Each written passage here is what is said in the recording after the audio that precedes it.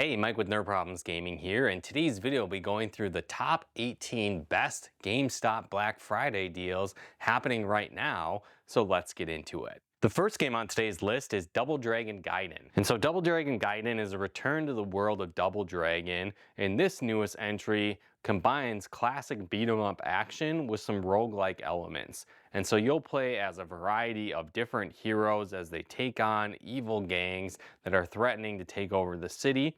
And each character that you play as has a really unique playstyle to them. Some are slower and hard-hitting, others are more all-around, others focus on more ranged attacks, and there's a lot of unlockable characters as well that you'll be able to play as you progress through the game. And so it has a cool element with the roguelike aspects, where it has sort of a stage select option that you can choose between different gangs you want to take on, and each progressive gang that you take on throughout the story, that level will expand a little bit more and get a little bit harder after each progressive level you go through. And so this really adds to the replay value where you can try the game playing through in different orders each time you play.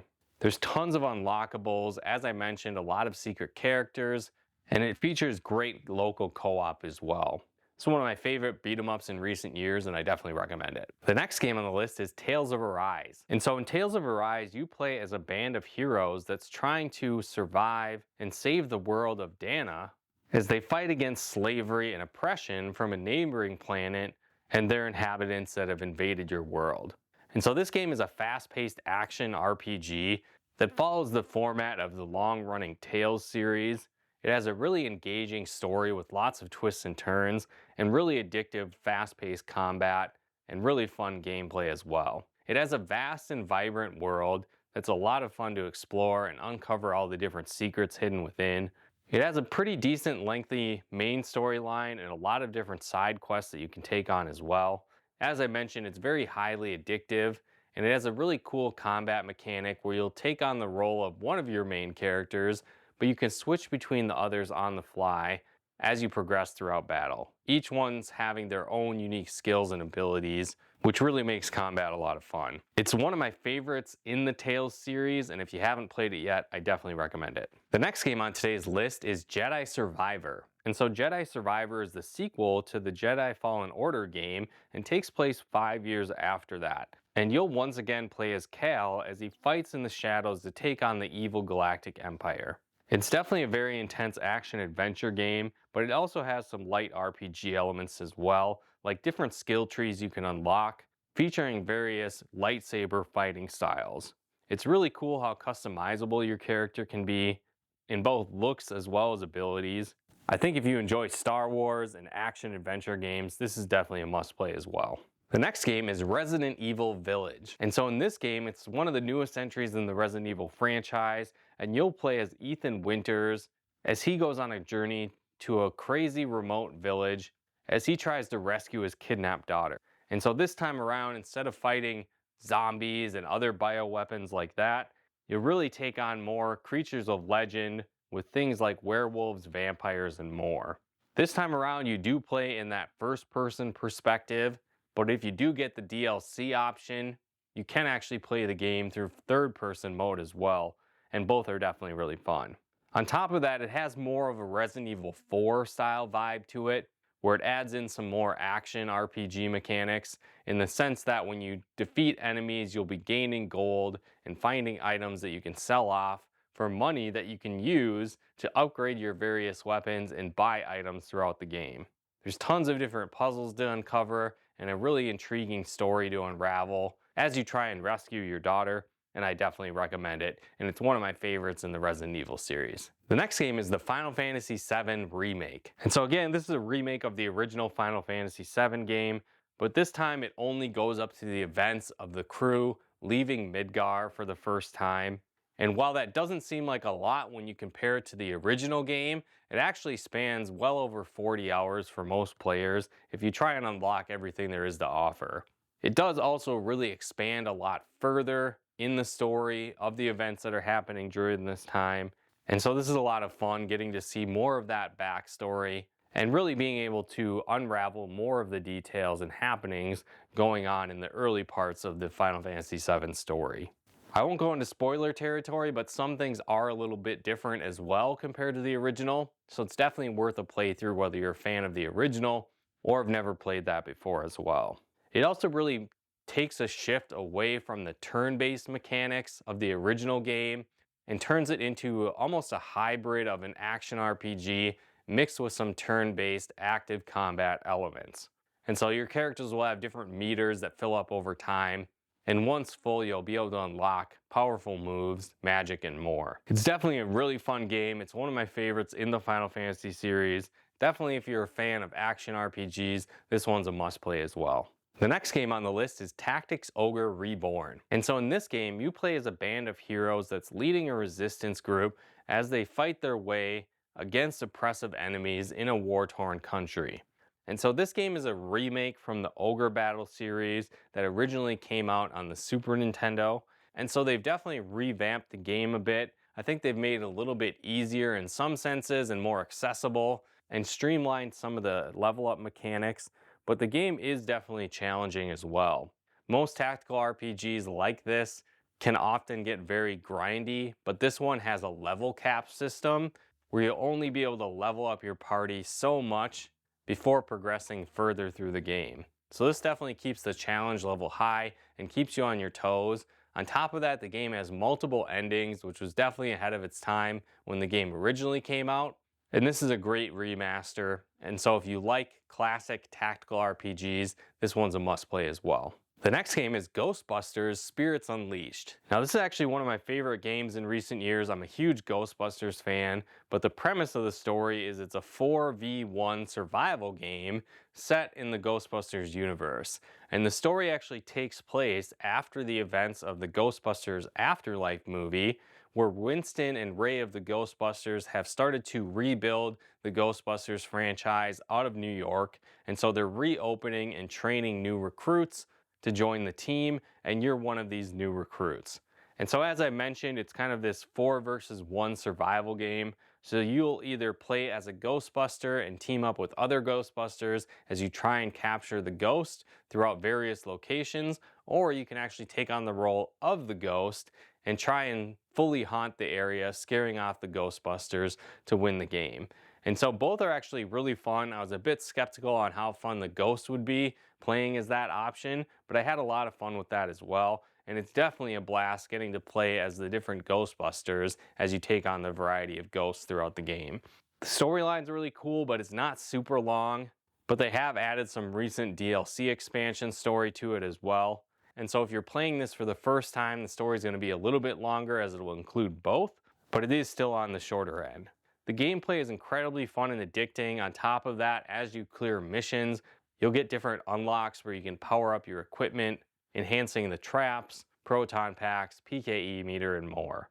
It's one of my favorite Ghostbusters games, and I definitely recommend it. The next game on the list is Crisis Core Final Fantasy VII Reunion. And so this is actually a remaster and remake of the original PSP game. And this is a prequel to the events that happen in Final Fantasy VII. But this time around, you actually play as Zack Fair, an up-and-coming soldier in the Shinra army during the events of the war between Shinra and Wutai. And so you'll meet a lot of the characters from Final Fantasy VII and really unravel the details that happened leading up to that game. But again, this game also strays away from the original Final Fantasy VII and turns the game into more of an action RPG. The combat is really fast-paced, but you just play as Zack throughout the game, not other characters, and so that's a bit different as well.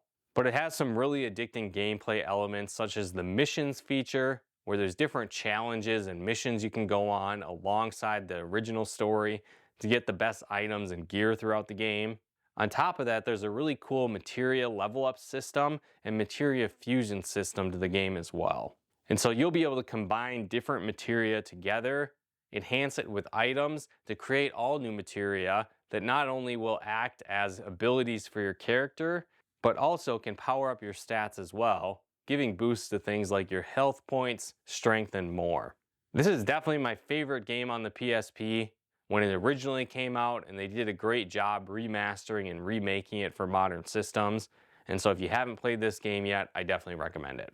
The next game is Death's Door Ultimate Edition. And so this game you actually play as a young crow that works for the Reaping Commission, which is kind of almost like an organization that's a corporate America version of the Grim Reaper. And so you go out on your first job trying to collect a soul that has died, but along the way this soul is stolen and you get roped into a huge conspiracy adventure as this young crow.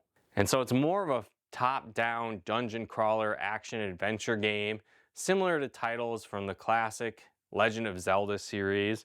It features very challenging, fast-paced combat, as well as some puzzle elements scattered throughout the different worlds. And the boss fights are a lot of fun and challenging as well. It has a really cool art style and quirky, fun story. And if you like adventure dungeon crawling games like Legend of Zelda, I definitely recommend it. The next game is Guardians of the Galaxy. And so this game you play as the Guardians of the Galaxy, and if you're not familiar with them, they're a bunch of misfit heroes for hire that travel across the galaxy, and they're always on the lookout for new schemes and ways of making money. And so it's a fun dynamic between all of the characters, going back and forth through conversations throughout the game. And the game follows more of the comic series more so than the cinematic universe, but a lot of the character dynamics and humorous conversations make the game feel like you're watching another Guardians of the Galaxy movie, which is a blast. The gameplay is focused more around an action RPG, and so you'll be able to power up your characters throughout the game, unlocking new abilities that can help you both in combat and through exploration. It has a really compelling story, amazing graphics, a lot of unlockables, and phenomenal music, and it's definitely one of my favorite action RPGs in recent years. And so if you haven't played Guardians of the Galaxy yet, I definitely recommend it. The next game is Final Fantasy 16. And so Final Fantasy 16 is a bit different in terms of the style of gameplay. And so instead of being more of this turn-based RPG that the series is known for, they really made it more of an action, fast-paced combat RPG, kind of like the Devil May Cry series in a way. But one thing they did return to is more of its fantasy-based roots. And so it's going to have that more medieval Game of Thrones mixed with fantasy type feel to the game. And you'll also run into a lot of classic characters from the Final Fantasy series, like classic monsters like chocobos, different summon monsters, and more. The game features stunning graphics and visuals and a very intriguing story. But along with that, it is more of a linear game, not necessarily an open world RPG. There is some vast areas to explore, but it does follow more of a linear path like earlier titles in the Final Fantasy series. It's maybe not quite as long as some of those games, but it is still a hefty RPG where you'll likely rack in 40 hours or more. It has really exceptional boss fights, a lot of different side quests to explore, and really a lot of different ways that you can improve and level up your character with those RPG elements as well. It strays a little bit from the traditional Final Fantasy mold, but if you like action RPGs and the Final Fantasy universe, I think you'll like this one as well. The next game is Slay the Spire. And so Slay the Spire is one of the best deck building games I've ever played, especially in video game form. And so in this game, you actually play as a bunch of different heroes as they try to quote unquote slay the spire, which is basically climbing a tower full of monsters, and you need to fight your way through and make it to the top of the tower and defeat the monster at the very top. And so it is, again, more of a deck building game where you'll have a variety of characters to choose from, each with their own unique starting deck. And each one of the characters really has a different feel to them as well. Some of them are more aggressive, combat focused, others focus around poisoning enemies and compounding damage over time. Others build up great defenses and much more. And so on top of that, as you progress through the levels, you'll be able to upgrade your cards and acquire new cards for your character's deck to fit your playstyle. It also has more of a press your luck type mechanic to it, where there's different branching paths that you can choose from, but you might make the choice of fighting harder enemies and risk dying for better rewards after the battle. Again, this might be upgraded cards, healing your character, or new relics that grant you additional powers throughout your run. The gameplay is incredibly addicting and a lot of fun, and if you haven't played Slay the Spire yet, I definitely recommend it. The next game is Fire Emblem Three Houses. And so Fire Emblem Three Houses, you'll play as a mercenary turned professor as they take on a new role of professor at a military academy set between three warring kingdoms that are now in a relative time of peace. And one of the ways they've maintained peace over the years is they've set up this military academy, and each kingdom sends out different students to build up their military from each one of the regions. And so when you start the game, you'll choose which house you want to teach and head up, and this determines your cast of characters that you start with at the beginning of the game.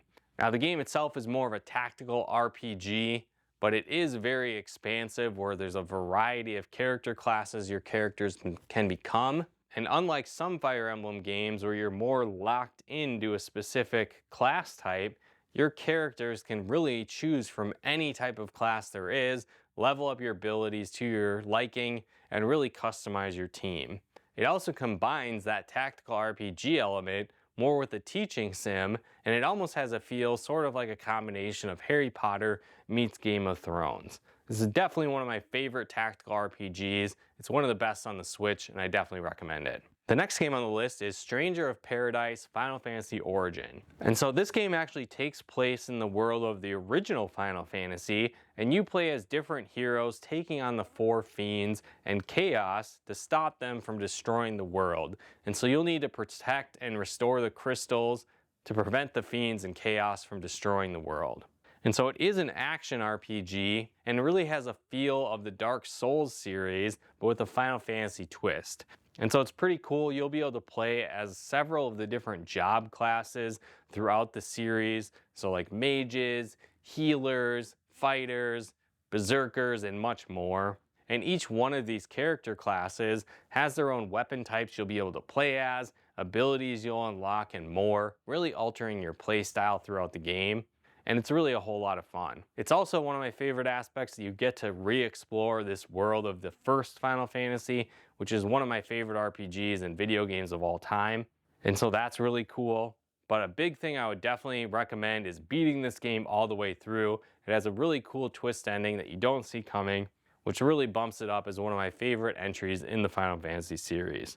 If you like action RPGs and Souls-like games, this one's a must-play as well. The next game is DUS Diver 2. And so DUS Diver 2 is an action RPG beat 'em up where you play as a young girl Yumo with her friends as they try and protect their city from demonic forces threatening the world. And so you don't necessarily need to play the first game to fully understand the story, but I think it's a fun action RPG beat 'em up game either way, even if you don't have all that detailed backstory from the original game. It does have some really cool level up mechanics to the game as well, where you'll unlock new abilities for your characters as you progress, but it has a very broken out, detailed stat upgrade element as well, where each time you level up, you'll be able to put points into your different stats, like luck, health, power, stamina, and much more. It's a cool action RPG beat 'em up game. If you haven't played this series before, I'd check it out. The next game is Teenage Mutant Ninja Turtles Shredder's Revenge. And so this is a new entry in the Teenage Mutant Ninja Turtles series, beat 'em up genre, and it really faithfully recreates all the great stuff from the original games, but adds a lot of new twists and features to make it more accessible for modern players. And so there's a couple versions that you can play through the game. One is the story mode, and there's also an arcade mode to the game as well. And so the story mode is a little bit easier, I would say, but it also incorporates some RPG elements where you'll be able to level up your characters, unlocking new abilities over time, increasing your health gauge, and more. There's a lot of playable characters to the game as well, so you'll be able to play obviously as the Ninja Turtles, but also Splinter, April O'Neil, Casey Jones, and even more if you include the DLC expansions of the game. It has some amazing local co-op features as well. It's one of my favorite beat-em-ups of recent years, and I definitely recommend it. The next game is the Mega Man Battle Network Legacy Collection. And so this game actually includes 10 different games from the Mega Man Battle Network series, but with that games 3 through 6 all have 2 versions. So it's kind of like Pokemon in that sense, where you might have like a red and a blue version, but this time it's the Mega Man version of that. And so this series though is more of an action RPG meets Mega Man meets deck building game. And you'll battle against classic robot masters from the original series. And so you'll face off against some familiar faces like Iceman, Gutsman, Fireman, and more. But they definitely add in some new robots to this series as well, which is cool to see. And it is a bit more story-based. However, there is this fast-paced combat as well. And so as I mentioned, it has a little bit of a combination of a lot of gameplay styles when it comes to the combat. You'll be fighting through this grid-based area with Mega Man, and you can use your standard Mega Buster attack, but you'll also get different cards that you'll be able to utilize each turn to unleash enemy powers from enemies that you've defeated throughout the game. It is a really cool combination of those concepts, and there is a lot of puzzle elements thrown into the game as well as you explore the different areas before taking on the bosses. I'll say some of the earlier games, the puzzles can get a little bit frustrating as many of the clues are incredibly vague, but I think they get better along the way as you progress through the series. But either way, if you like RPGs and Mega Man, this series is definitely worth checking out. Alright, so the final deal I wanted to cover on today's video is the new PlayStation 5 SpiderMan 2 bundle deal. And so there's actually 2 versions of this available right now. There's the PlayStation 5 Slim version and the regular PlayStation 5, both of them including the Spider-Man 2 game. And so right now it's going for $4.99, which basically means that you get the Spider-Man 2 game for free. And like I said, you can either get the disc version of the PlayStation 5 Slim, or you can get the original PlayStation 5 Standard Edition with the additional Spider-Man 2 game as well. Now with this deal, it's not just available at GameStop. I've actually seen this around a bunch of places. I picked up my version at Best Buy, but they've got it on Amazon, GameStop, and several more places as well. So if you see it out of stock on GameStop, definitely check out those other places, and I'll include a link in the description below where you can pick up this bundle deal from Amazon as well. But again, hopefully you enjoyed this video and are going to take advantage of some of these great GameStop Black Friday deals. If you are, or if you've already picked up some of these, let me know your thoughts in the comments below. And if you've played any of these games before, let me know your thoughts on them as well. And again, if you haven't done so yet, be sure to hit that like button as it really helps out the channel. And if you'd like to help support the channel, pick out content and more, consider becoming a patron of ours over at nerdproblemsgaming.com/Patreon. And if you like videos like this on video games, board games, and everything nerdy, check out one of our other videos here. And if you haven't done so yet, be sure to subscribe and turn on the bell notifications to get the latest updates of new nerd videos we put out, and to make sure you take advantage of any of these future sale videos we put out. But once again, thanks for tuning in, and we'll talk to you more soon.